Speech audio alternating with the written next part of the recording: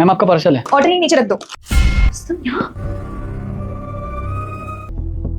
कितने रुपए हुए? वो 500 रुपीज हो गए। ठीक है, आप 1 मिनट रुकिए, ये लीजिए। Thank you ma'am. सुनिए, दरअसल मैंने आपको पहले कहीं देखा है। आप द एलियन कोर्ट में रहते हैं ना? जी हाँ, लेकिन आपको कैसे पता? एक्चुअली क्या है, आपकी वाइफ थी ना जो सुमन, मैं उसकी काफी अच्छी दोस्त हूँ, तब मैंने आपको वहाँ देखा था। अच्छा, आप मेरी वाइफ की दोस्त थी। वैसे मैं आपसे एक बात पूछूं, अगर आप बुरा ना माने तो? पहले तो आपका इतना अच्छा बिजनेस था, 4-5 फैक्ट्रियाँ थी, फिर अचानक से ये डिलीवरी बॉय कैसे? वो फैक्ट्री में आग लग गई थी, बिजनेस सारा ठप हो गया, फिर किसी ने मेरी मदद नहीं की, तो मुझे जो काम सही लगा मैंने वो काम कर लिया। अच्छा ठीक है, मैं चलता हूँ, मुझे और भी जगह ऑर्डर देना है। एक सेकंड, वैसे आप मुझे काफी परेशान लग रहे हैं। अगर आप चाहे तो आप मुझसे अपनी बातें शेयर कर सकते हैं, क्या पता मैं आपकी मदद कर दूं। अरे नहीं मैडम, मेरा इससे गुजारा चल जाता है। और पूछने के लिए थैंक यू। देखिए, आप मुझे खुश तो नहीं लग रहे, आपके चेहरे से साफ साफ पता चल रहा है कि आप झूठ बोल रहे हैं। मैं तो बस इतना कहूंगी कि अगर आप अपनी बातें मुझसे कहेंगे तो आपका मन हल्का होगा। क्या बताऊँ आपको, आज जो भी मेरी हालत है ना, वो मेरी गलती की सजा मिल रही है मुझे। गलती की सजा मतलब? वो कहते हैं ना मैम, अगर आप किसी के साथ बुरा करोगे तो आपके साथ बुरा जरूर होगा। मैंने अपनी बीवी को डिवोर्स देके किसी और से शादी कर ली, और ये मेरी लाइफ की सबसे बड़ी गलती थी। आपने अपनी बीवी को तलाक दे दिया?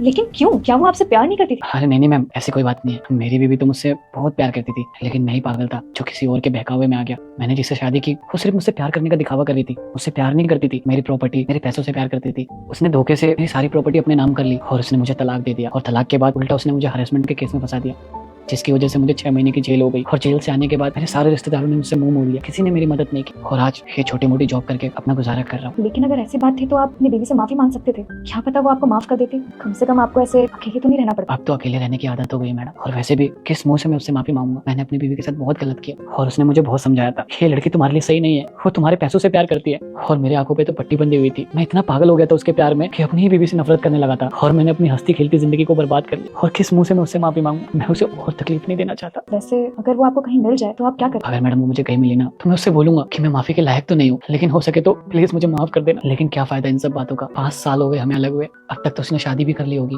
और अपनी लाइफ में खुश होगी। और देखो ना मैम, इतना पैसा होते हुए भी आज मैं 10,000 रुपए की जॉब कर रहा हूँ। ये मेरे कर्मों की सजा नहीं है तो क्या है? कहते हैं ना, आपके कर्मों की सजा इसी जन्म में मिलती है, जो मुझे मिल रही है। और अगर आपकी बीवी अगर आपके पास खुद वापस आना तो क्या आप जाओगे उसके? वो मेरे पास कभी नहीं आना चाहेगी मैडम, वो मुझसे नफरत करती है, नफरत। नहीं, आप बिल्कुल गलत बोल रहे हैं। नफरत कभी कभी प्यार में भी बदल जाती है। सुमन तुम? हाँ, मैं। दुनिया कितनी छोटी है ना रुस्तम, देखो ना किस्मत ने हमें आज फिर मिला दिया। सुमन मुझे माफ कर दो, मैं जानता हूँ मैं माफी के लायक तो नहीं हूँ, लेकिन हो सके तो मुझे माफ कर देना।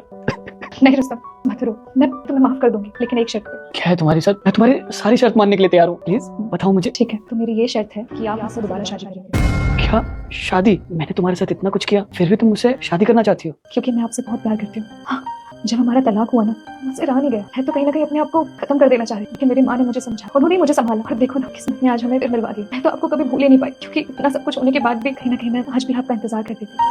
क्या आप हमसे शादी करेंगे? मैं करूंगा तुमसे शादी, क्योंकि तुम्हारे जैसी बीवी ना किस्मत वालों को मिलती है।